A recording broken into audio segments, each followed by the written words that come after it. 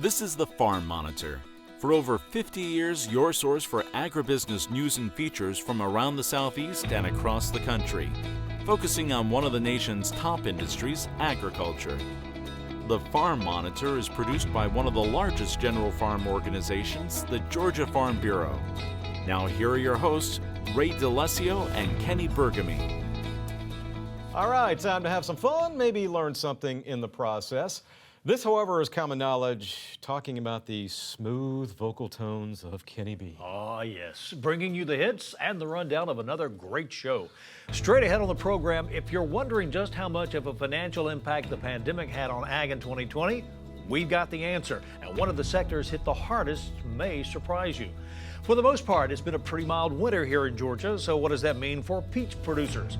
Damon Jones on how the less than ideal temperatures will affect this year's crop. Plus, a story we are just chomping at the bit to show you. A story about a farm and the unique creatures that live there, as well as its owners who credit their love of animals and love of farm life for bringing them together. These stories and so much more start right now on the Farm Monitor. 2020. Just hearing it makes you cringe, doesn't it? Now that it's in our rearview mirror, economists at the University of Georgia are able to finalize data on just how much of an impact COVID-19 had on the state's ag industry in 2020. Our John Holcomb made the trip to Clark County and reports on their findings. 2020 is the year that most of us are trying to forget even happened, and those in agriculture are no exception. But unfortunately, the pandemic will likely affect farmers and producers for years to come due to how much of a hit they took.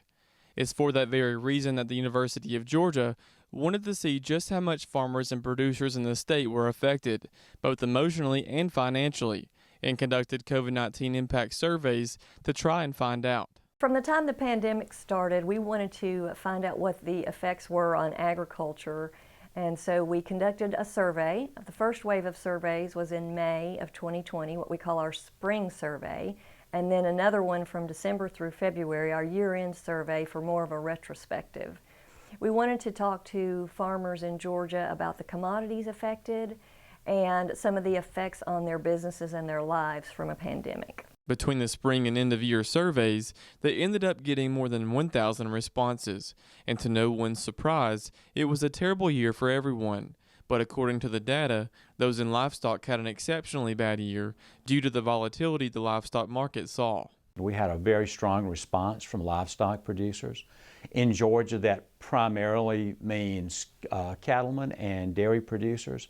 And I think if we think about the way those commodities are produced and marketed, it gives us a pretty good idea of why there was a lot of concern with those groups. The livestock producers are accustomed to taking some cattle to the sale barn periodically, maybe every few weeks or every month.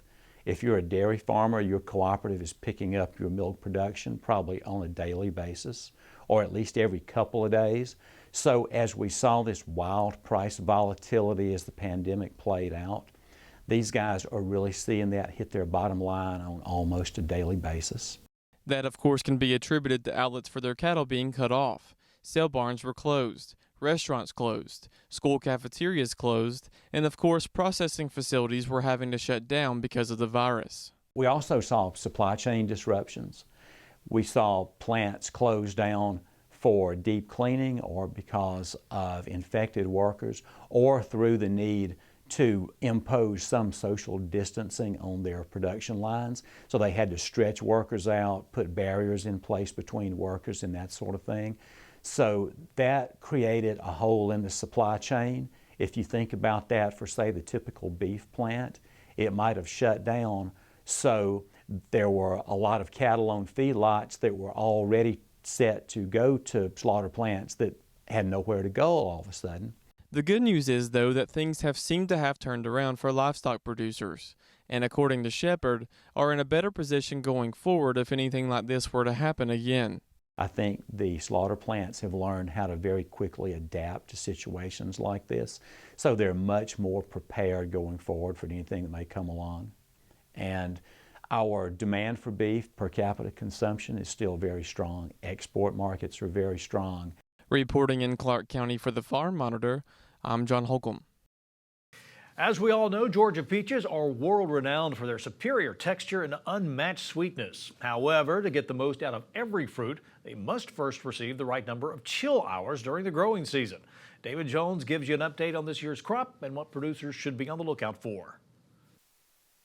With Georgia being known as the peach state, it has quite a reputation to live up to. And so far so good, as the 2021 crop appears to be another strong one, with each variety receiving the proper amount of chill hours heading into the harvest season. Buds are starting to swell, or as you see here, a low chill variety. We're starting to see flowers pop out, so that's a good sign. That means we had enough cold weather for the winter. But we never quit holding our breath till after about the end of March. Everything we've got here in Middle Georgia should have what they need, and as you move farther north, I looked at some stuff up in Griffin. Griffin was around 1,100 hours, so anybody that's north of us, we got a few growers that are a little bit north, and all those guys with the higher chill varieties, everybody should have got satisfactory chill if they planted the proper varieties for the area. That doesn't mean there wasn't a good amount of hand-wringing earlier this year, as a mild winter had things well behind schedule. However, with the recent cold spell, growers are now breathing much easier. At one point, into January, we were 100 hours behind last year. And then, it was looking kind of bleak. We kind of started worrying about it a little bit. And then all of a sudden we started getting cold, and we got cold in February, it stayed cold, and it just, in a few weeks, we had surpassed where we were last year. That unusually late dip in temperature had a twofold effect on the crop, as it not only got them over the hump in chill hours, but also minimizes the chance of a late freeze. We normally have that cutoff of February 15th. Then after February 15th, it stayed cold. So, you pretty much think, okay, we're not really accumulating chill maybe in some of these varieties, but we're at least not accumulating heat. And accumulation of heat after the chill has been met is what pushes that bloom to pop out. And if you get too much heat in February, that's when you get those early March blooms, and you get even more of a chance of cold injury. Freezing temperatures in the spring isn't the only concern for growers this year, as they are also seeing a certain pest wreak havoc on some of their orchards. We've been focusing on trying to control some scale insects. Scale insects seem to be our worst enemy insect-wise right now. We have a pretty good handle on the ones that actually affect the fruit. Scale have really took a toll on a lot of these trees. They're taking out whole trees, in 2 to 6 year old orchards. One thing they won't have to worry about is the demand. Despite the disruption in schools and restaurants over the past year, people still can't get enough of sweet Georgia peaches. Last year was good, with us having a perishable crop, and not relying on food service. I don't think anybody saw drops in sales. It's not something we can store. It's not something that relies on a school system. It's not something that relies on restaurants.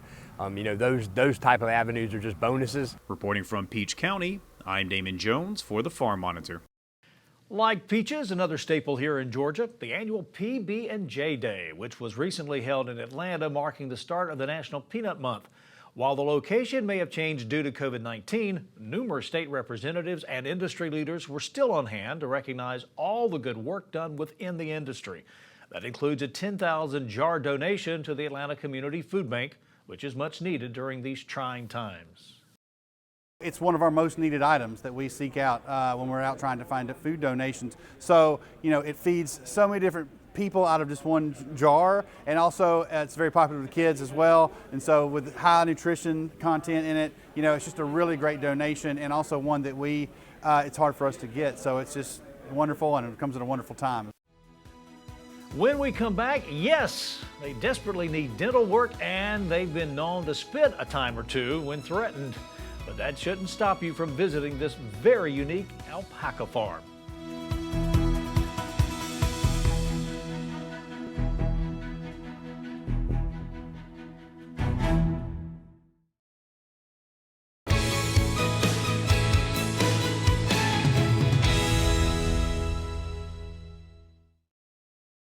The whole mission of CCI is to support the sales of US cotton outside of the USA around the world. Nobody offers the kind of service that we're offering. All our guys are experienced mill managers, experienced technicians. We have collectively probably over 300 years of experience. If we teach people how to get the best out of the cotton, which is the best in the world, you'll get better value, you'll get higher efficiency. If we can actually help people to achieve those objectives, they will buy more US cotton. And remember, was it last year we grew 20 million bales in the USA, and we use about 3.5, max 4 in the US. The rest of it we have to sell around the world against competition from some big growers like ourselves. That's our whole mission: increase the sales of US cotton, and ultimately that's to the benefit, obviously, of all our constituents, the farmers, the ginners, the merchants, and all the other guys who help to support this program. Our cotton is more sustainably grown, I think, than anywhere in the world. The US Cotton Trust Protocol, which we've just introduced this year, if I could give one message to your farmers, is that as many of the farmers and the ginners that will sign up to the protocol, the easier it will make our job. Sustainability now, it's not just a buzzword, it's what people, brands, retailers are looking for. And there is a system there that will give that sustainability choice that people want. The more farmers we've got producing Trust Protocol cotton, the better the story is.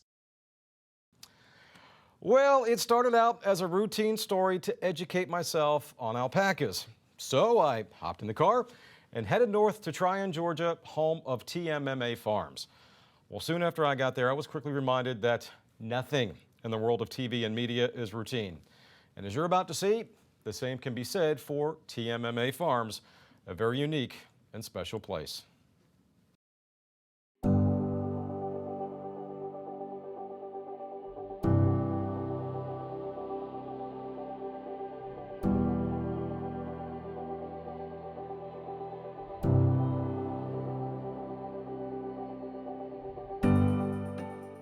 Be careful what you ask for isn't just an old saying. In some cases, it's some really good advice. Marianne Marsh can attest to that. In 2003, she purchased 2 alpacas with the idea of raising them as simple backyard pets. But soon after, Marianne quickly realized she wanted more. So her advice to people watching this: be careful what you ask for. Word to the wise, don't give your child a Breyer horse, because it turns out like this. My parents thought I'd grow out of it. I didn't. I've loved horses all my life. They are my heart, but I'm a true animal lover as well. Over the years, I've rescued many, many horses, and then it went to alpacas after started raising alpacas, learning about alpacas, and we get 1 or 2, a llama or 2. A pig, a dog, a cat through the years, and now it's become more of a special needs rescue along with our farm. We are farmers, we raise cattle, we raise our alpacas for their fleece, for future alpaca owners, but the rescue has always been part of the whole package. I think all true animal lovers understand that, and now that it's become more of a special needs issue, it's become more of a heartfelt thing for us. Us being Marianne and husband Marty Orr. Unlike Marianne, who grew up in Florida, Marty was born and raised right here in Georgia. Truth be told, he acts and sounds more like a true authentic cowboy from Texas or Oklahoma. He loves them big cattle breeds and even traveled the country as a competitive roper. So with that in mind, it begs the question: alpacas? Really, Marty? I never even knew what an alpaca was really till I met Marianne, and we met 10 years ago. And of course she had already been in the alpaca business for a while, and when I finally made it down to her farm, it was quite a eye-opening experience, because these guys they're pretty unique. These alpacas are. I was raised on a horse and cattle ranch, so I didn't know anything about them. And I just kind of looked at them as like a long necked goat, but they're pretty unique animals, and I'm glad I'm into them. I mean, they're a lot of fun. Fun, but very particular when it comes to Mother Nature. Today in North Georgia, temperatures are in the upper 30s, a little bit breezy, and coincidentally, at the time of this taping, it's been less than 24 hours since Puxatawny Phil made his annual appearance in Pennsylvania. Unfortunately for you and I, old Phil saw his shadow, meaning 6 more weeks of winter. Bad news for us. But for these guys, when they heard the news of 6 more weeks of winter, they pulled out the party favors and party hats and celebrated. They are from Chile, Ecuador, Bolivia. They are from the mountains, so the colder weather is better for them. Major 2 factors for problems with alpacas is heat stress and parasites. So this time of year is the best time for them. They have fleece that is comparable to cashmere, and the fleece actually holds the heat better than wool does. So they have a big, huge winter coat on right now, and they're loving it. We do shear in the spring, so that enables them to have that no extra fleece on them for the summertime. But this is their time of year, so they truly, truly love it. And that's one of the reasons why alpaca fleece has become so desirable, is because that it holds that heat. So we teach people about that, and then our shop, we have everything in it made from alpaca. So we're not only teaching people about the animals, but then we're also helping with the with their fleece and the reason why we breed the animals that we breed.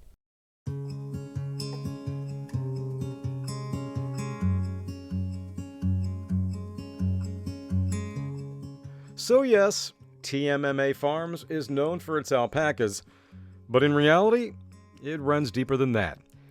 I mean, the view alone from atop of this hill, the future site of a planned bed and breakfast, mind you, is simply breathtaking. At the risk of hurting their feelings, the alpacas, well, they're just a means to something bigger. The thousands of people that come here, that one kid or that one adult that can walk away and say, I want to be a farmer. I want to raise my own animals. I want to raise my own food. Our garden keeps getting bigger every year, and when you come here in the springtime and the summer, we have fresh vegetables. We teach kids how to grow those vegetables and grow those fruits. Our fruit trees are thriving next year. So it's a whole spectrum. It's not just visiting a farm. And it's great if that's what people love, which we love to do. But if we can get to that one kid or that one adult that can learn about animals or the true love for animals, and there's always a person, there's always an adult or a child that we can make a difference, then that's why we're here. The farm life is, to me, I don't ever have to leave this place. I just love this place. I love being a farmer, a rancher, whatever you want to call me. I like breeding stock and knowing that I help bring that to the earth. You know, our farm's nothing fancy, it's just a working little farm. And people like to see that. They need to know where the products come from. They need to know that you don't just go to the store and stuff shows up there. It's got to come from somewhere. People work to make this stuff so they can have it to buy at the store. I guess it's just our love for animals, you know, and the agriculture life.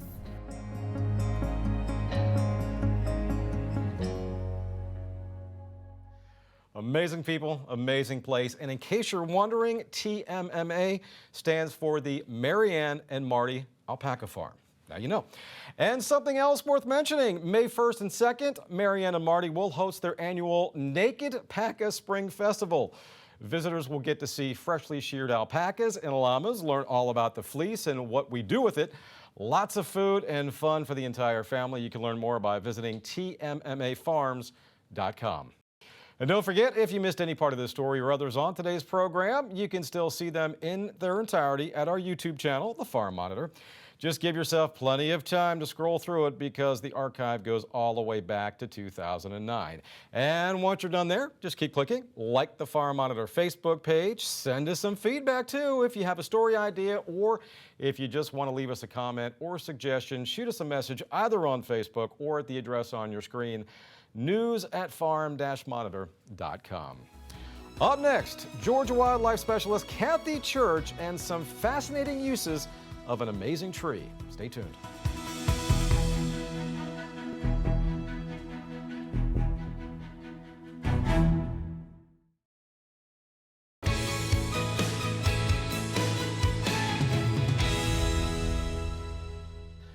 Finally this week, from food to floors, even agriculture, this tree has been a staple for use by man and animal alike for generations. Yeah, Georgia wildlife specialist Kathy Church explains in her latest episode of Hey, What Do You Know? Have you ever seen a tree that never seems to lose its leaves, even though they look kind of dead? Well, if you have, then you've seen today's topic, the American beech. Hi, my name is Kathy Church. I'm a wildlife interpretive specialist with the Wildlife Resources Division, and this is another episode of Hey, What Do You Know?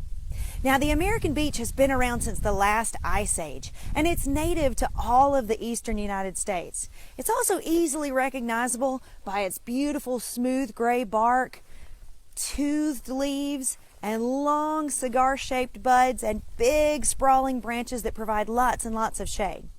But you probably won't see it in any kind of city because the American beech is totally intolerant to any kind of pollution. It doesn't like dry soil and it doesn't like hard packed soils. Now, because of this, farmers have been using the American beech for generations to identify good farmable soil because these trees will only grow where the soil is very, very healthy. Now, soil is not the only way that the American beech helped farmers. The wood was used for furniture, firewood, flooring, toys, all kinds of stuff. The nuts themselves are even edible for humans and animals alike. Although I don't suggest you go eating random things out of the woods. It's never a good idea. But farmers would feed beech nut to cattle and other livestock to help keep them healthy. This tree also helps to keep wildlife healthy as well, because beech nut is actually a great quality forage for animals like grouse and turkey and deer and bear and raccoons and possum and fox and all kinds of animals. Native Americans even searched for chipmunk caches of beech nut because they knew when they found it they'd have a big pile of nuts in one place that had already been shelled for them. Very smart. And the other thing they found out is chipmunks never stored bad nuts. So you always knew when you found one you had a big old cache of really good nuts. The only downside, though, is that the American beech doesn't generally start producing nuts until it's at least 40 years of age. And those nuts are small, so they're really not good for commercial use. But that just means more for the wildlife. This fantastic tree has some amazing uses other than food. The wood tends to stay smooth and even when experiencing things like friction and water. So it was used to build things like water wheels and wooden shoes to keep your feet dry when you were walking in swampy areas. Native Americans also like to use it for a lot of different medications.